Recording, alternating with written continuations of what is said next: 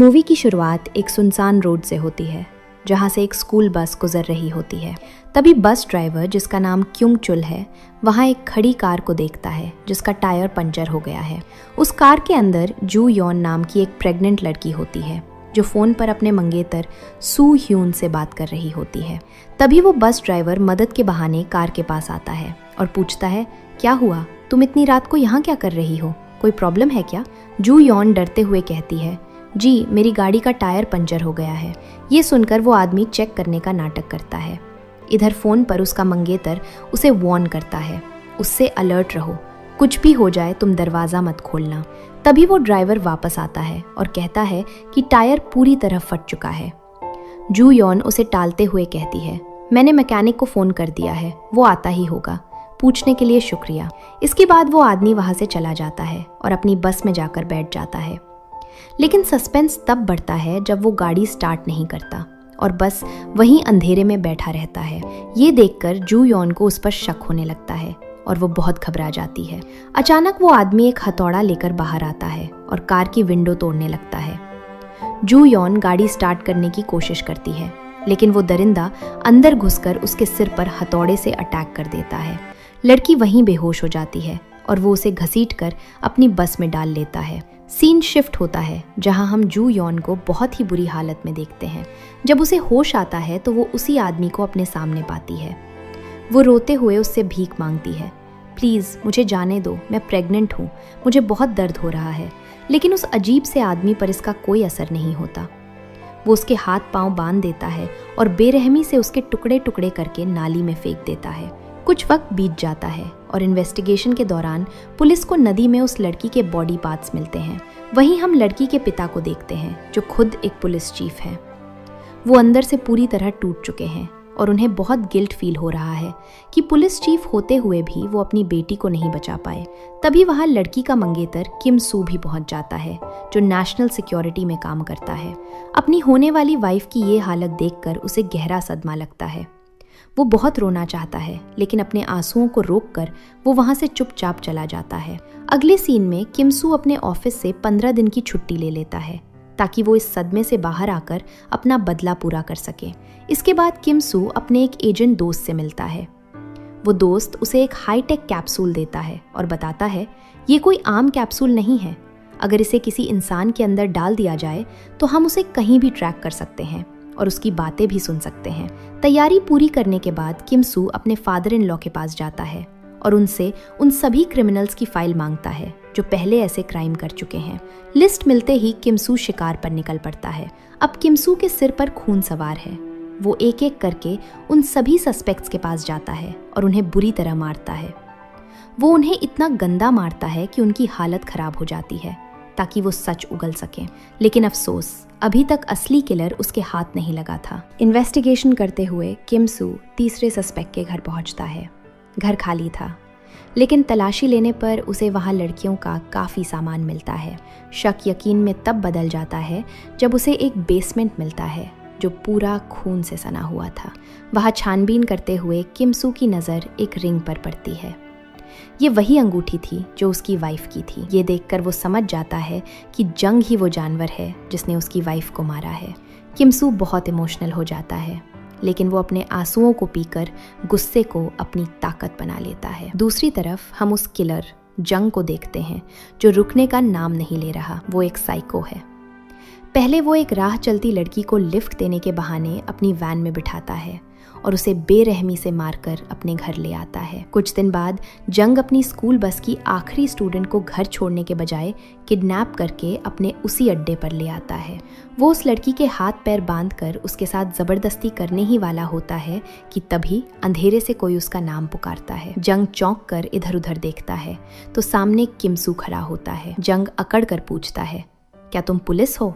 अकेले आए हो मरने? किम सू कोई जवाब नहीं देता। वो बस खामोशी से उसे घूर रहा होता है, मानो अपनी नजरों से ही उसे कच्चा चबा जाएगा। जंग को लगता है कि ये कोई पुलिस वाला है, लेकिन वो हैरान भी होता है कि पुलिस यहाँ तक इतनी जल्दी कैसे पहुँच गई। खतरा महसूस होते ही जंग अचानक किम सू पर अटैक कर देता है और उसे जान से मारने की कोशिश करता है। लेकिन जंग ये नहीं जानता था कि किम सू एक ट्रेंड एजेंट और मार्शल आर्ट्स एक्सपर्ट है। किम सू उसे कुत्ते की तरह पीटता है और बुरी तरह मारकर बेहोश कर देता है। इसके बाद किम सू उसके चेहरे को एक पॉलिथिन से कवर कर देता है और उसके सिर को बार बार पत्थर पर पटकता है, जिससे जंग अधमरी हालत में पहुंच जाता है। जब वो पूरी तरह बेबस हो जाता है तो किम सू वही जीपीएस ट्रैकर कैप्सूल उसके मुंह में ठूस देता है। जाते जाते वो उसके पास इलाज के लिए कुछ पैसे फेंक देता है और उसे जान से मारे बिना वहां से चला जाता है। कुछ देर बाद जब जंग को होश आता है तो वो कंफ्यूज हो जाता है। उसे किम सू कहीं नहीं दिखता, लेकिन पास में रखे पैसे देखकर वो हैरान रह जाता है। वो सोचता है,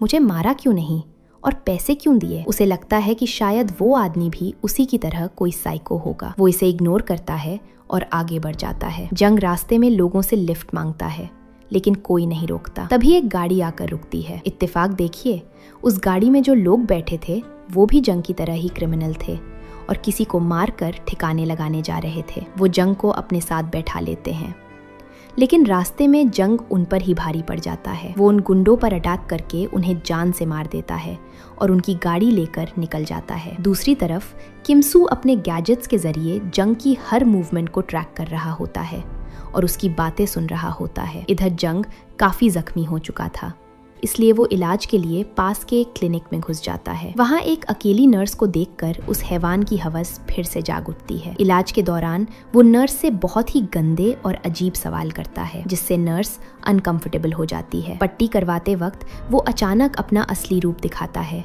और नर्स को धमकाने लगता है। नर्स रोते हुए रिक्वेस्ट करती है, प्लीज मुझे जाने दो, लेकिन जंग उसे घसीटकर एक कमरे में लॉक कर देता है और उसे जबरदस्ती कपड़े उतारने के लिए कहता है। बेचारी नर्स डर के मारे कांपते हुए उसकी बात मानने लगती है, लेकिन उसे नहीं पता कि शैतान का बाप बस आने ही वाला है। किम सू अपने गैजेट से क्लिनिक की सारी बातें लाइव सुन रहा था। ठीक वक्त पर वो क्लिनिक के अंदर आता है और उस हैवान जंग को फिर से धो डालता है। वो उसे मार मार कर अधमरा कर देता है, लेकिन जान से नहीं मारता। वो डरी हुई नर्स से कहता है, इसकी पट्टी करो, इसे मरने मत देना, क्योंकि किम सू उसे एक बार में नहीं बल्कि तड़पा तड़पा कर मारना चाहता है। अगले सीन में किम सू उसे फिर से एक सुनसान जगह फेंक कर चला जाता है। जंग की हालत बहुत खराब है। वो सोच में पड़ जाता है कि साला, मैं जहां भी जाता हूँ ये मुझे ढूंढ कैसे लेता है। उसे शक होने लगता है कि ये जरूर मेरे किसी पुराने शिकार का रिश्तेदार है। दूसरी तरफ किम सू के ससुर उसे कॉल करके समझाते हैं, बेटा रुक जाओ, कानून हाथ में मत लो, उसे पुलिस के हवाले कर दो। लेकिन बदले की आग में जल रहा किम सू उनकी एक नहीं सुनता और कहता है, मैं उसे ऐसे नहीं छोड़ सकता। घायल जंग भागते हुए अपने एक पुराने दोस्त तेजू के घर पहुंचता है। तेजू और उसकी गर्लफ्रेंड भी जंग की तरह ही साइको और नरभक्षी होते हैं। डिनर के दौरान जंग उन्हें बताता है कि कोई पागल मेरे पीछे पड़ा है, वो मुझे मारता है, इलाज कराता है और फिर छोड़ देता है। तेजू कहता है, पक्का वो बदला लेने आया है। रात को लेटे हुए जंग का दिमाग चलता है। अचानक उसे याद आता है कि उस आदमी ने हाथ में एक रिंग पहनी हुई थी। जंग चौंक जाता है, ये तो उसी लड़की की अंगूठी है जिसे मैंने सबसे पहले मारा था। अब उसे पूरा खेल समझ आ जाता है कि वो उस लड़की का पति है और ट्रैकर के जरिए उसका पीछा कर रहा है। उधर किचन में तेजू ने एक लड़की को किडनैप किया होता है। वो उसे काटने ही वाला होता है कि तभी वहां किम सू की एंट्री होती है। तेजू उसे देखकर घबरा जाता है और पूछता है, तू कौन है बे, अंदर कैसे आया? लेकिन किम सू खामोश रहता है। उसकी आंखों में सिर्फ मौत थी। इससे पहले कि तेजू कुछ समझ पाता, किम सू उस पर टूट पड़ता है और उसे बुरी तरह पीटना शुरू कर देता है। शोर सुनकर जंग भी नीचे आ जाता है, लेकिन हैवान का बाप यानी किम सू के आगे किसी की नहीं चलती। वो जंग, तेजू और उसकी गर्लफ्रेंड तीनों को कुत्ते की तरह पीटता है और अधमरा कर देता है। अगली सुबह पुलिस उन्हें अस्पताल ले जाती है। हॉस्पिटल में किम सू से मिलने उसका वो एजेंट दोस्त आता है। वो गलती से एक बहुत बड़ी बात बोल देता है, ट्रैकर ठीक काम कर रहा है ना, बस ध्यान रखना, अगर उसे दस्त लग गए तो कैप्सूल पेट से बाहर निकल जाएगा। बदकिस्मती से जंग होश में था और वो ये सारी बातें सुन लेता है। उसे अपनी आज़ादी का रास्ता मिल जाता है। अगले सीन में किम सू उसे फिर से किडनैप करके एक टनल में छोड़ देता है, लेकिन अब जंगबाजी पलट देता है। उसे पता है कि किम सू उसे सुन रहा है, वो उसे तड़पाने के लिए कहता है, मुझे पता है तू कौन है। तेरी बीवी भी बहुत गिड़गिड़ा रही थी जब मैं उसे काट रहा था। ये सुनकर किम सू का खून खौल उठता है, लेकिन वो कुछ कर नहीं पाता। जंग वहां से सीधा एक केमिस्ट के पास जाता है और पेट साफ करने की ढेर सारी दवाइयां खा लेता है। टॉयलेट में काफी मशक्कत के बाद वो कैप्सूल उसकी बॉडी से निकल जाता है। शातिर जंग वही कैप्सूल वहां मौजूद एक अनजान आदमी को जबरदस्ती खिला देता है और वहां से भाग निकलता है। किम सू सिग्नल फॉलो करते हुए वहां पहुंचता है, लेकिन वहां जंग की जगह उस अनजान आदमी को पाकर उसके पैरों तले जमीन खिसक जाती है। शिकार अब शिकारी बन चुका था। घबराकर किम सू वापस हॉस्पिटल भागता है और तेजू को थप्पड़ मारकर पूछता है, जंग कहाँ गया है? तेजू हंसते हुए एक खौफनाक जवाब देता है, अब वो तेरे साथ असली गेम खेलेगा। वो तेरे ससुर और साली को मारने गया है। हॉस्पिटल से निकलते ही किम सू को उसके दोस्त का कॉल आता है, जो घबराते हुए बताता है, जंग ने वायरलेस पर धमकी दी है कि वो कुछ बहुत बुरा करने वाला है। ये सुनकर किम सू के पैरों तले जमीन खिसक जाती है। वो पागलों की तरह गाड़ी भगाता है और अपने ससुर को कॉल करता है, लेकिन कोई फोन नहीं उठाता। अगला सीन किम सू के ससुराल का होता है, जो अब मौत का घर बन चुका था। जब किम सू वहां पहुंचता है तो नजारा देख उसकी रूह कांप जाती है। जंग ने उसकी साली और ससुर को बेरहमी से मार डाला था। किम सू पूरी तरह टूट जाता है। उसे एहसास होता है कि अगर उसने जंग को पहले ही मार दिया होता और बिल्ली चूहे का खेल ना खेला होता तो आज उसका परिवार जिंदा होता। दूसरी तरफ जंग को पता था कि अब किम सू उसे नहीं छोड़ेगा, इसलिए वो खुद को बचाने के लिए पुलिस को सरेंडर करने का प्लान बनाता है। पुलिस उसकी बताई जगह पर उसका इंतजार कर रही होती है। जंग सरेंडर करने के लिए जैसे ही बाहर आता है, तभी किम सू की गाड़ी आंधी की तरह आती है और पुलिस के देखते देखते वो जंग को किडनैप करके ले जाता है। किम सू उसे वापस उसी बूचर खाने में ले जाता है जहां जंग लड़कियों को काटता था। वहां वो जंग को एक कुर्सी पर बांध देता है और उसे ऐसा टॉर्चर देता है कि जंग मौत की भीख मांगने लगता है। जंग कहता है, मुझे जल्दी मार दो और दर्द मत दो। किम सू उसकी आंखों में देखकर कहता है, तुम्हें तड़पा तड़पा कर मारना ही मेरा मकसद है। तुमने जो दूसरों के साथ किया उसके आगे ये दर्द कुछ भी नहीं। इसके बाद किम सू एक खौफनाक मौत का जाल बिछाता है। वो जंग के मुंह में एक रस्सी ठूंस देता है, जिसका दूसरा सिरा दरवाजे की हैंडल से बंधा होता है और ठीक जंग के सर के ऊपर एक भारी ब्लेड सेट कर देता है। अगर कोई दरवाजा खोलेगा तो रस्सी खिंचेगी और ब्लेड सीधा जंग की गर्दन पर गिरेगा। ये सब सेट करने के बाद किम सू जंग के बूढ़े माता पिता और बेटे को वहां बुला लेता है और खुद वहां से चला जाता है। थोड़ी देर बाद जंग की फैमिली वहां पहुंचती है। वो अंदर से जंग की रोने की आवाज सुनते हैं। जंग उन्हें इशारा करने की कोशिश करता है कि दरवाजा मत खोलो, लेकिन उसके मुंह में रस्सी होने की वजह से आवाज बाहर नहीं जाती। घबराई हुई फैमिली